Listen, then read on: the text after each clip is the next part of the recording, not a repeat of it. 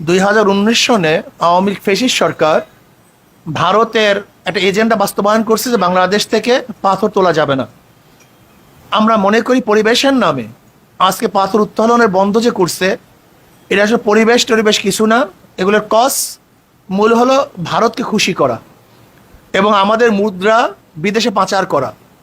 ভারত থেকে প্রতি বছর $5 মিলিয়ন পাথর আনা হয় এবং সেটা নিম্নমানের পাথর, অথচ আমাদের দেশ থেকে, আমাদের ভূখণ্ডর থেকে আমরা পাথর তুলতে পারি। সেই ব্রিটিশ থেকে আজ 2019 পর্যন্ত পাথর উত্তোলন হচ্ছিল, তখন পরিবেশ নষ্ট হয় নাই।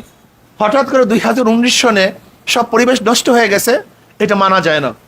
আমি মনে করি এটা ভারতের চক্রান্ত, এটা ভারতের ইশারায় করা হয়েছে। তারা যেন তাদের নিম্নমানের পাথর আমাদের দেশে বিক্রি করতে পারে, এর জন্য আমাদের পাথর তুলতে বাধা দিয়ে মাত্র তাদের ভিতর থেকে পাহাড় কেটে আমাদের দেশে পাথর তারা এক্সপোর্ট করতেছে, অথচ তাদের পাথরের পাহাড় কাটলে পরিবেশ নষ্ট হয় না, আর আমাদের নদীর থেকে পাথর তুলে পরিবেশ নষ্ট হবে কেন? বরং পাথর না তোলার কারণে পরিবেশ নষ্ট হয়ে গেছে। যেমন নদীগুলো ভরাট হয়ে গেছে, নদী ভরাট হওয়ার কারণে সেখানে বন্যা সৃষ্টি হচ্ছে। আপনি দেখেছেন যে সুনামগঞ্জ, সিলেটে কখনোই বন্যা হতো না, এখন বন্যা সৃষ্টি হওয়ার কারণটা কি? দ্রুত গতিতে পানি না নামার কারণ।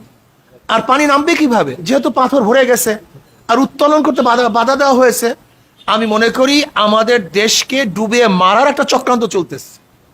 এটা শুধু পাথর উত্তোলন নিষেধ নয়, বরং প্রতি বছর যেন আমাদের দেশের মানুষ পানিতে ডুবে মরতে পারে তারও একটা ব্যবস্থা করা হয়েছে। কাজে এর থেকে আমরা পরিত্রাণ চাই। কোনো অবস্থাতেই পরিবেশের দোহাই দিয়ে আমাদের সম্পত্তিকে যারা বাধা দিবে এবং যারা আমাদেরকে ডুবিয়ে এবং চুবিয়ে মারার চেষ্টা করবে, এটা আমরা কোনো অবস্থাতে মানতে পারি না। আমি অন্তর্বর্তী সরকারকে বলবো, আপনি অচিরেই পাথর তোলার অনুমতি প্রদান করুন। আর যদি আপনি অনুমতি প্রদান না করেন তাহলে আমি মনে করব আপনিও ভারতের চাপে নতি স্বীকার করেছেন। যেহেতু এটা ভারত আমাদেরকে এই আইন করতে বাধ্য করেছে, এটা দেশীয় কোনো আইন হতে পারে না। দেশের লস করে, দেশের ধ্বংস করে, দেশকে ডুবিয়ে পরিবেশের দোহাই দিয়ে আজকে পাথর উত্তোলন বন্ধ করার আইন, এটা বাংলাদেশের স্বার্থ হতে পারে না, বরং এটা ভারতের স্বার্থই হতে পারে। সবাই যখন জোয়ারে গা ভাসায়, কেউ কেউ ঘুরে দাঁড়ায়। সময় হারতে শেখালেও কেউ চ্যালেঞ্জ ছুড়ে দেয়। পক্ষপাতের ভিড়ে আজ থেকে কোনো পক্ষ নয়, খবর হবে নিরপেক্ষ।